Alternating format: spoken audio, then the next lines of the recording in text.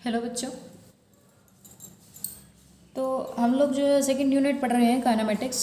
और उसमें मैंने पिछली वीडियो में कुछ एक बेसिक टर्म्स के बारे में बात की थी कि काइनेमेटिक्स क्या है, और जो फिज़िक्स की इसकी मैकेनिक्स की जो और ब्रांचेस हैं, स्टैटिक्स और डायनामिक्स हैं, उनके बारे में बात की। ठीक है। और बेसिक टर्म्स ही रेस्ट क्या है, मोशन क्या है, ये तो उनके बारे में बात की। तो मोशन हमने पढ़ा था last time, rest and motion दोनों पढ़े थे। तो मोशन है हमारा जो है मेन कंसिडरेशन इस चैप्टर के लिए। मोशन मैंने आपको बताया था कि क्या है। ठीक है। किसी भी ऑब्जेक्ट को हम मोशन में, किसी भी बॉडी को हम मोशन में, गति में हम कब कहेंगे? If it changes its position with respect to its surroundings. अगर ये अपनी जो पोजीशन है वो सराउंडिंग्स के, अपने आसपास के रिस्पेक्ट में चेंज कर रहा है। ठीक है। तो मेन जो कंसिडरेशन है वो, मतलब जो चीज़ हमने पढ़नी है इस चैप्टर में, वो क्या है? मोशन। ठीक है, गति। तो अगर वो आसपास के ऑब्जेक्ट्स के रिस्पेक्ट में कोई भी बॉडी जो है अपनी पोजीशन को लगातार वो चेंज कर रही है, तो उसको हम कहेंगे कि जो हमारा ऑब्जेक्ट है, हमारी बॉडी है, वो मोशन में है with respect to those objects, जिनके रिस्पेक्ट में वो पोजीशन को अपनी चेंज कर रही है, उनके रिस्पेक्ट में वो मोशन में है। तो उसके बाद हमने पढ़ना है आगे। ये तो मैंने पिछली वीडियो का बताया आपको कि क्या कुछ हमने अभी तक स्टडी किया है। अभी देखिए हमारे पास क्या है, जो मोशन हो जाएगी वो आपके पास 3 टाइप्स की हो जाएगी। 3 टाइप्स का हो जाएगा हमारे पास मोशन। तो इसको हम कैसे, किस तरह से कैटेगराइज करेंगे मोशन को? देखिए आपका जो है ये जो मोशन है वो आपका 1 डायमेंशनल। ठीक है,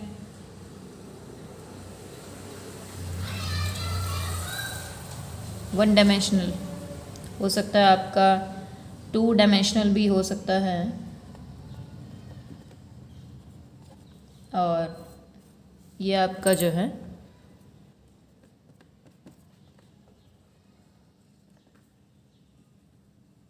3 डायमेंशनल भी हो सकता है। तो देखिए 1 डायमेंशनल मोशन सिंपली क्या होगा आपका, जब आपकी जो बॉडी है, जो आपका ऑब्जेक्ट है, वो आपका 1 डायमेंशन में, 1 डायमेंशन कहें तो कि एक स्ट्रेट लाइन में जो ऑब्जेक्ट है आपका मूव कर रहा है।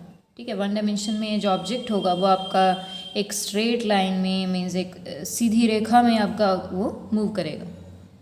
ठीक है। मीन्स अगर हम कोऑर्डिनेट सिस्टम के बारे में बात करें, हम XYZ सिस्टम के बारे में के रिस्पेक्ट में, मीन्स उसके हिसाब से अगर हम बात करें, तो अगर मान लिया 1 डायमेंशन मोशन है और ऑब्जेक्ट जो है आपका वो X एक्सिस के अलोंग मूव कर रहा है। ठीक है, इसको मैंने जो है X एक्सिस कंसिडर कर लिया, और इसके अलोंग हमारा ऑब्जेक्ट जो है, हमारी बॉडी मूव कर रही है। ठीक है, 1 डायमेंशनल मोशन है ये। तो अब उसके जो है पोजीशन को बताने के लिए हर एक टाइम पर, ठीक है, देखिए यहाँ से चलना शुरू किया, मान लिया यहाँ से लेकर के वो यहाँ तक चला है। ठीक है, इतनी यात्रा है उसकी, इतनी दूर की, और इस यात्रा में उसने मान लिया 10 मिनट का टाइम लिया है। तो 1 मिनट के बाद वो कहीं पहुँचेगा, सपोज़ वो यहाँ पहुँचा है। तो यहाँ पे अगर हमें उसकी पोजीशन बतानी है, ठीक है, हमें 1 मिनट बाद अगर उसकी पोजीशन बतानी है, तो हम क्या देखेंगे कि यहाँ पर हम एक्स एक्सिस पर देख लेंगे कि कितना जो है ये डिस्टेंस चला है, और जो है उसका एक्स कोऑर्डिनेट हम उस हिसाब से लिख देंगे। ठीक है, मान लिया जो है इसको हम आप इसको इस तरह से कुछ डिवाइड कर लीजिए। तो ये जैसे 1 मिनट के बाद मान लिया वो यहाँ पहुँचा है, तो इसको हमने ओरिजिन मान लिया, 0 मान लिया, और ये 1 2 3 4 5 6 7 8 9, ठीक है, ये हमारे क्या है 9 किलोमीटर का उसने डिस्टेंस ट्रैवल कर किया है, और 10 मिनट्स के अंदर किया है। तो अगर वो 1 मिनट के बाद यहाँ पहुँच रहा है तो इट मीन्स वो कितना चला है, 1 किलोमीटर चला है। ठीक है, तो उस हिसाब से जो हम उसका जो है कोऑर्डिनेट हम स्पेसिफाई कर देंगे, एक्स एक्सिस वाला जो कोऑर्डिनेट है वो हम स्पेसिफाई कर देंगे। ठीक है, तो उसकी पोजीशन को बताने के लिए हमें कितने कोऑर्डिनेट्स की ज़रूरत पड़ी, सिर्फ और सिर्फ एक कोऑर्डिनेट एक्स एक्सिस वाला। सिमिलरली अगर वो जो है वाई एक्सिस के अलॉन्ग चल रहा है, ठीक है, इस तरह से है, तो मान लिया कोई आपने इस तरह की मोशन देखिए क्या हो सकती है, ये वर्टिकल मोशन है, और कुछ आप ऐसे मान सकते हैं कि किसी भी ऑब्जेक्ट को हमने ऊपर फेंका, बॉल कोई आपने ली बॉल, ठीक है, उसको आपने जो है ऊपर प्रोजेक्ट किया, तो आप इस बॉल की जो है देखना चाहते हैं कि 1 मिनट बाद, 2 मिनट बाद या कुछ टाइम बाद, जितना वो, तो उस हिसाब से कि कितना उसने जो है ऊपर तक पहुंचने में टाइम लिया। मान लिया इसने भी ऊपर तक पहुंचने में जो है 10 मिनट का टाइम लिया, 10 मिनट तक ये ऊपर गई और उसके बाद ये वापस आई। 10 मिनट वैसे मैंने बहुत ज़्यादा बोल दिया, तो आप 10 सेकेंड लिख लीजिए यहाँ पे। ठीक है, तो 1 सेकेंड बाद आप चेक करना चाहते हैं कि वहाँ कहाँ पहुँची है बॉल, तो आपको सिर्फ और सिर्फ क्या बताना पड़ेगा, हमें क्या देखना पड़ेगा कि उसका वाई एक्सिस का कोऑर्डिनेट कितना है। ठीक है, उसका जो वाई एक्सिस का कोऑर्डिनेट है वो क्या है। तो मीन्स कहने का मतलब क्या है कि अगर हमारी बॉडी, हमारा ऑब्जेक्ट जो है 1 डायमेंशन में मूव कर रहा है, तो उसकी पोजीशन को बताने के लिए सिर्फ और सिर्फ एक कोऑर्डिनेट चाहिए होगा, चाहे वो एक्स हो, चाहे वो वाई हो, चाहे वो जेड हो, तीनों में से कोई एक चाहिए होगा। वो डिपेंड करेगा कि जो बॉडी है वो आपके किस एक्सिस के अलॉन्ग मूव कर रही है। तो ये आपकी 1 डायमेंशनल मोशन है, और इसके एग्जांपल्स आप बड़े आराम से दे सकते हैं। जैसे अभी मैंने ये दिया कि आपने जो है किसी भी ऑब्जेक्ट को ऊपर फेंका, नीचे से ऊपर फेंका है या ऊपर से नीचे फेंका है, ठीक है, तो ये दोनों ही क्या हो जाएंगे, आपके 1 डायमेंशनल मोशन के एग्जांपल हो जाएंगे। कोई कार है आपकी, वो जो है बिल्कुल सीधी रेखा में चल रही है, बिल्कुल स्ट्रेट लाइन के अलॉन्ग चल रही है।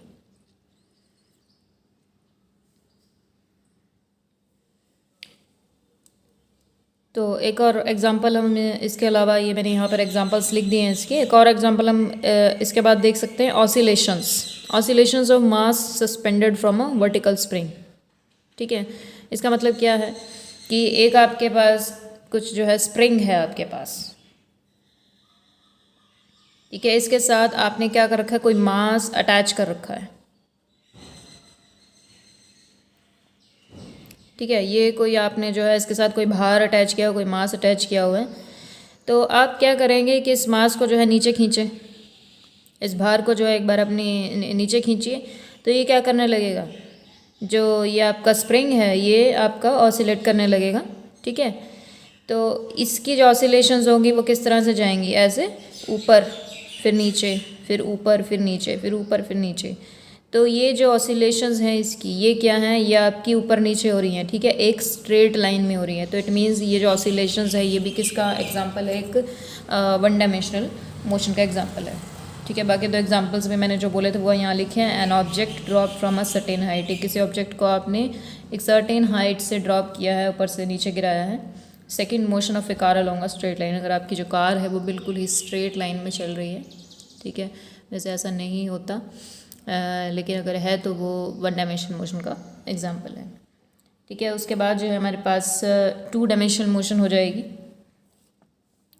2 डायमेंशनल मोशन सिंपली क्या है कि अगर अभी, अच्छा एक चीज़ और मुझे यहाँ पर मेंशन करनी चाहिए 2 डायमेंशनल मोशन को स्टार्ट करने से पहले, जो ये आपकी 1 डायमेंशनल मोशन है, इसके और भी नाम है। 1 डायमेंशनल मोशन को हम जो है रेक्टिलिनियर या ट्रांसलेटरी मोशन भी कह सकते हैं। ठीक है, अगर आपके पास कई बार आता है रेक्टिलिनियर मोशन लिखा हुआ है, तो इसका मतलब यही है कि वो 1 डायमेंशनल मोशन की ही बात हो रही है, ट्रांसलेटरी मोशन की भी।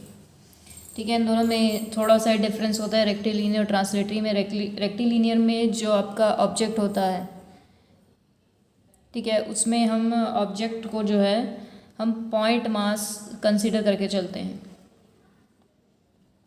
रेक्टिलिनियर मोशन में हम अपने ऑब्जेक्ट को पॉइंट मास कंसीडर करके चलते हैं, जबकि ट्रांसलेटरी मोशन में हम उसे पॉइंट मास कंसीडर नहीं करते। ठीक है, हम उसे क्या मानते हैं कि जो ऑब्जेक्ट है वो आपका जो है फुल साइज़ ऑब्जेक्ट की तरह बिहेव करेगा, पॉइंट पार्टिकल की तरह या पॉइंट मास की तरह नहीं। ठीक है, तो इन दोनों में जो है ये थोड़ा सा डिफरेंस है। बाकी ये दोनों जो हैं आपके वन डायमेंशनल मोशन के ही आपके जो है दूसरे नेम हैं। उसके बाद देखिए मैं जो है 2D स्टार्ट करने वाली थी। अच्छा, वन डायमेंशनल मोशन को हम लोग जो है ऐसे इस तरह से आप 1D लिख सकते हैं शॉर्ट में, और उसके बाद 2 डायमेंशनल मोशन को भी मैं इसी तरह से लिख दूँगी अब 2D मोशन। ठीक है, 2D मोशन का मतलब सिर्फ क्या है कि 2D मोशन अब जो कि 1D में आपको कितने कोऑर्डिनेट्स रिक्वायर्ड थे ऑब्जेक्ट की पोजीशन बताने के लिए, 1 कोऑर्डिनेट। ठीक है, 2D मोशन में आपको जो है 2 कोऑर्डिनेट्स आपको रिक्वायर्ड होंगे अगर आपने ऑब्जेक्ट की पोजीशन को स्पेसिफाई करना है। अगर आपका ऑब्जेक्ट 2 डायमेंशनल मोशन में है तो इट मीन्स उसकी पोजीशन को स्पेसिफाई करने के लिए आपको 2 कोऑर्डिनेट्स रिक्वायर्ड होंगे। हो सकता है वो x और y हों, ठीक है, हो सकता है वो y और z हो सकता है वो z और x हों। वह डिपेंड करेगा कि ऑब्जेक्ट आपका कौन से प्लेन में मूव कर रहा है। अगर आपका ऑब्जेक्ट एक्स वाई प्लेन में मूव कर रहा है तो आपको ये 2 कोऑर्डिनेट्स बताने पड़ेंगे। अगर आपका वाई जेड में कर रहा है तो ये 2 कोऑर्डिनेट्स। ठीक है, ये जिस तरह जैसे हमारा ये कोऑर्डिनेट सिस्टम है, सब यहाँ पे मैं एक्सेस बना लेती हूँ एक्स वाई जेड। अगर आपका जो बॉडी है वो इस प्लेन में मूव कर रही है तो आप जो है उसकी पोजीशन को बताने के लिए एक्स और वाई कोऑर्डिनेट्स बताएंगे। ठीक है, 10th में आपने कोऑर्डिनेट्स बताने मैथ्स में सीखे हैं तो उस तरह से। और अगर इस प्लेन में है आपकी बॉडी तो आप जो है वाई और जेड कोऑर्डिनेट बताएंगे। अगर एक्स जेड प्लेन में है तो ये 2 कोऑर्डिनेट्स बताएंगे एक्स और जेड। तो इसमें इसको जो इसलिए 2 डायमेंशनल मोशन को जो हम मोशन इन प्लेन भी कह सकते हैं या प्लेनर मोशन भी कह सकते हैं। प्लेनर मोशन और मोशन इन अ प्लेन। ठीक है, उसका क्या नाम था फर्स्ट वाली का 1D का motion in a straight line. इसी तरह से इसको हम लोग जो है मोशन इन अ प्लेन लिख सकते हैं। देखिए अब एक 2 एग्जांपल देख लीजिए 2D मोशन का। ठीक है, कोई जैसे आपका कोई इंसेक्ट है, आपका इंसेक्ट आपका जो है फर्श के ऊपर क्रॉल कर रहा है। कोई कीड़ा है आपका, इंसेक्ट मतलब कीड़ा, तो आपका जो है ये क्रॉल कर रहा है फर्श के ऊपर। Insect crawling over the floor. ठीक है, तो फ्लोर के ऊपर चल रहा है, एक प्लेन के ऊपर चल रहा है वो, तो इट मीन्स जो है वो प्लेनर मोशन का 2 डायमेंशनल मोशन का एग्जांपल है। दूसरा क्या है, आप ये जो है देखिए ये अर्थ रिवॉल्विंग अराउंड सन। अर्थ आपकी जो पृथ्वी है वो सन के अराउंड क्या है, घूम रही है। तो ये भी जो है 2 डायमेंशनल मोशन का ही एग्जांपल है, क्योंकि वो आपकी जो है किससे मूव कर रही है, आपकी एक सर्कल में मूव कर रही है। ठीक है, सर्कल में आपकी मूव कर रही है सिंपली, तो आप जो है वो भी 2 डायमेंशनल मोशन का एग्जांपल है। ये देखिए सर्कुलर मोशन जो रहेगी वो 2 डायमेंशनल मोशन ही रहेगी, क्योंकि देखिए जो 2 डायमेंशनल मोशन है, सर्कुलर मोशन हो गई या कोई और 2 डायमेंशनल मोशन हो गई, उसको हम एक प्लेन के ऊपर हम अपने बोर्ड के ऊपर, हम कागज़ के ऊपर हम शो कर सकते हैं। ठीक है, 2 डायमेंशनल मोशन को, 1 डायमेंशनल मोशन को हम अपने बोर्ड के ऊपर, अपने कॉपी के ऊपर, अपने जो है जो भी हमारा जो राइटिंग पैड है उसके ऊपर हम शो कर सकते हैं दोनों मोशंस को। अगर इससे बड़ी डायमेंशन का मोशन है, 2 डायमेंशन से ऊपर किसी मोशन में अगर ऑब्जेक्ट है आपका, तो उसको जो है हम अपना जो है पेपर और वो उन सब के ऊपर जो है हम शो नहीं कर सकते। ठीक है, तो उसके बाद जो है आपकी 3 डायमेंशनल मोशन आ जाएगी, 3D मोशन। ठीक है, 3D मोशन सिंपल कि यहाँ पे आपको कितने कोऑर्डिनेट्स रिक्वायर्ड होंगे ऑब्जेक्ट की पोजीशन को बताने के लिए। ऑब्जेक्ट आपका अगर 3D मोशन में है तो उसकी पोजीशन को बताने के लिए आपको 3 कोऑर्डिनेट्स चाहिए होंगे, एक्स वाई जेड। ठीक है, इसको जो है हम मोशन इन स्पेस भी कह सकते हैं, मोशन इन स्पेस। तो कोई जैसे पक्षी है आपका, ठीक है, इसका एग्जांपल क्या देख सकते हैं आप, जैसे बर्ड है आपका कोई, it is flying in sky, bird आपका जैसे उड़ रहा है आपका ऊपर, तो ये क्या है, पूरा जो है पूरे स्पेस में आपका मूव कर रहा है, तो इसकी पोजीशन किस टाइम में बताने के लिए हमें तीनों कोऑर्डिनेट्स की ज़रूरत पड़ेगी। तो ये जो है थोड़ा सा मोशन का डिस्क्रिप्शन, मोशन की टाइप्स बताने की मैंने जो है आपको कोशिश की।